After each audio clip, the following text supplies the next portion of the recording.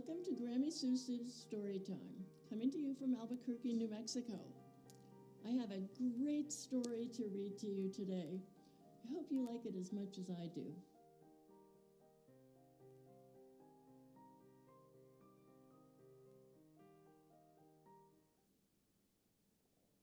Hi everyone, thanks for coming to Story Time today.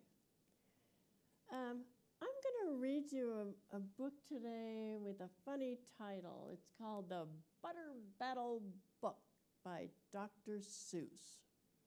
And I'm going to dedicate this reading to Mark, who is one of the people who helps me make story time for you. And he said this was one of his favorite books when he was a boy. So it was one of my son's favorite books too. Maybe it will be one of your favorite books. Sounds like a tongue twister, the Butter Battle Book. Can you say that fast? 3 times, Butter Battle Book, can't say it. It's not really about tongue twisters. It's about what happens when we fight about little unimportant things. So let's find out what the great Dr. Seuss has to say about that. The Butter Battle Book. Butter Battle Book. Butter Battle Book. Okay. Oh, glasses. Okay. On the last day of summer, 10 hours before fall, my grandfather took me out to the wall.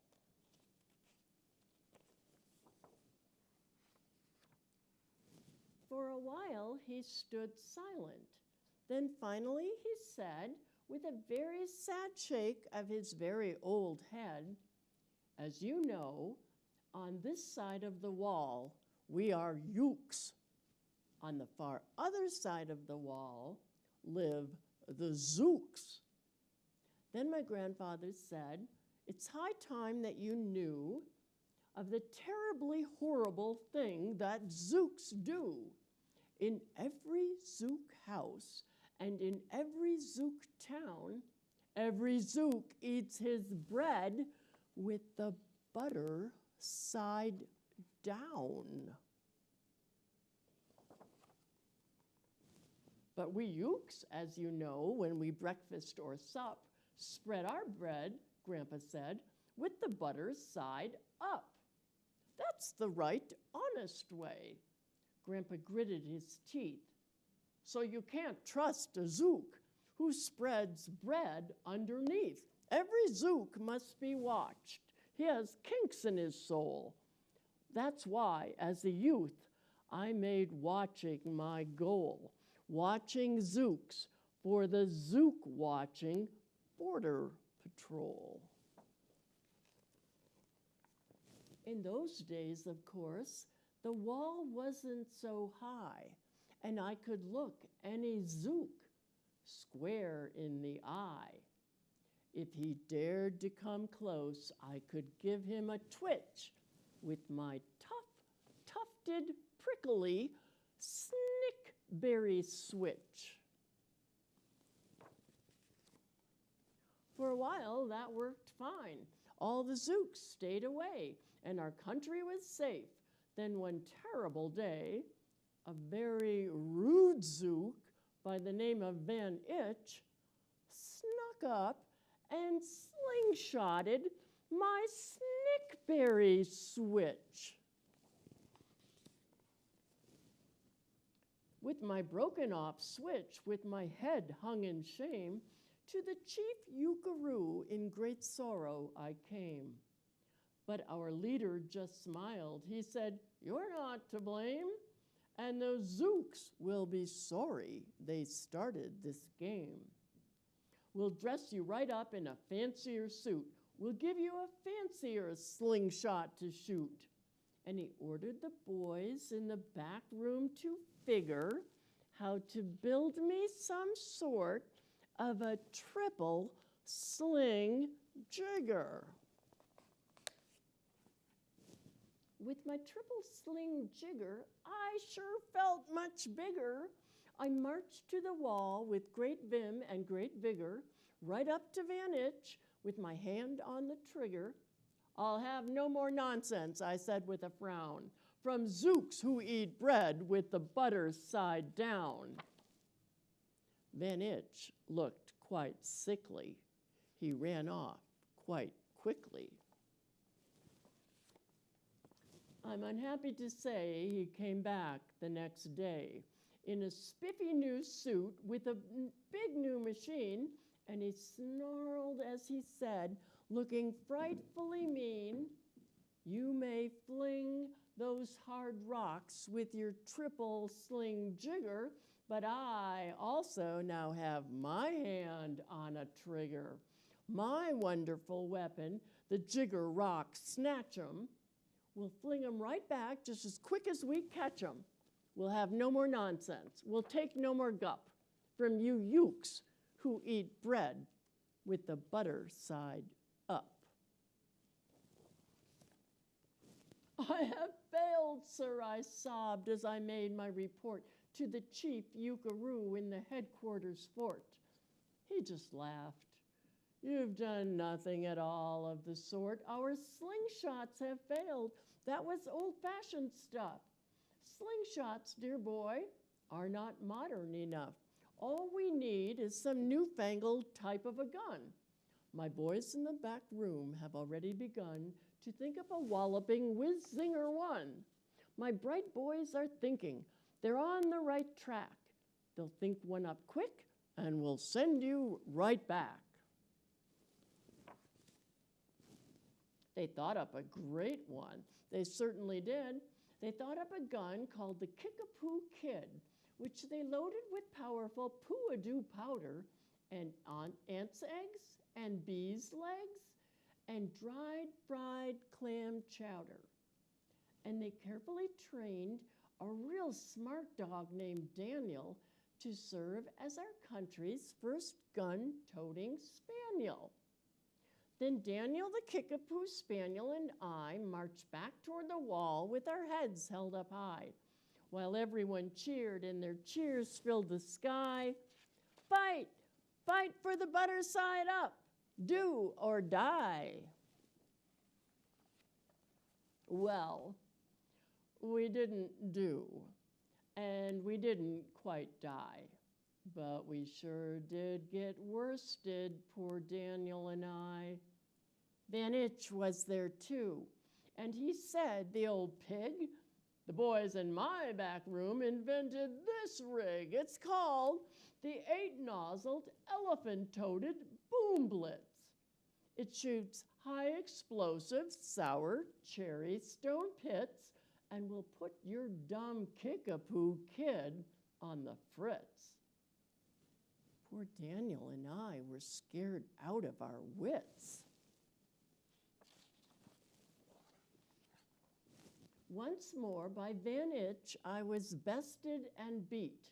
Once again, I limped home from the wall in defeat.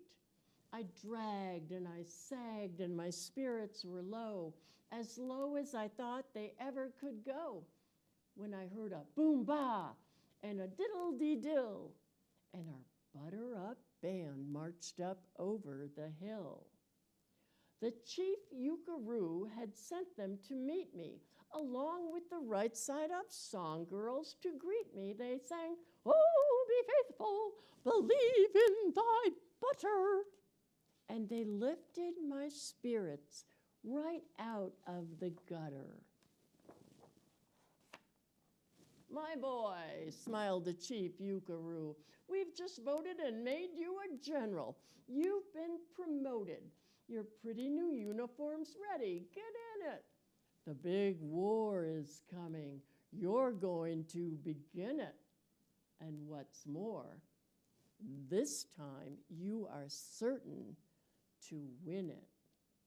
My boys in the back room have finally found how. Just wait till you see what they puttered up now.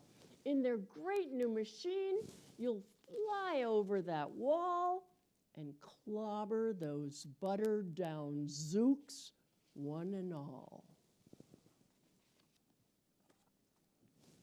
Those boys in the back room sure knew how to putter. They made me a thing called the utterly sputter, and I jumped aboard with my heart all aflutter and steered toward the land of the upside-down butter. This machine was so modern, so frightfully new, no one knew quite exactly just what it would do. But it had several faucets that sprinkled blue goo, which somehow would sprinkle the zooks as I flew and gum up that upside-down butter they chew. I was racing pell-mell when I heard a voice yell, "If you sprinkle us zooks, you'll get sprinkled as well." Van Itch had a sputter exactly like mine, and he yelled, "My blue gooer is working just fine, and I'm here to say that if yooks can goo zooks, you'd better forget it, 'cause zooks can goo yooks." Well, that's a little bit of a tongue twister, too. I flew right back home, and as you may have guessed, I was downright despondent, disturbed, and depressed. And I saw just as soon as I stepped back on land, so were all the girls of the Butter Up Band.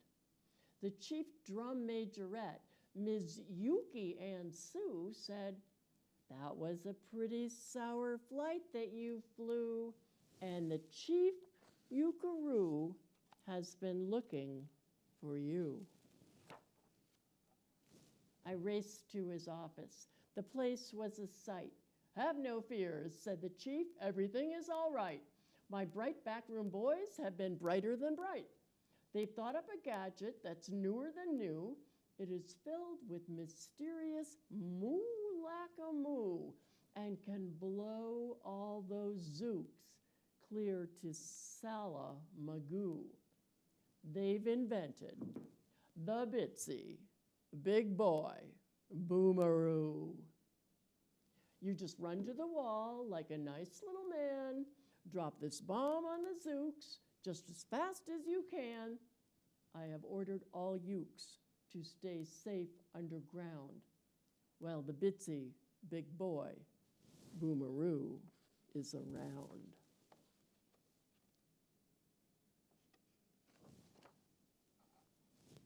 As I raced for that wall with the bomb in my hand, I noticed that every last yook in our land was obeying our chief Yukaroo's grim command. They were all bravely marching with banners aflutter down a hole for their country and for right side up butter. That's when Grandfather found me. He grabbed me. He said, "You should be down that hole, and you're up here instead. But perhaps this is all for the better somehow. You will see me make history right here and right now."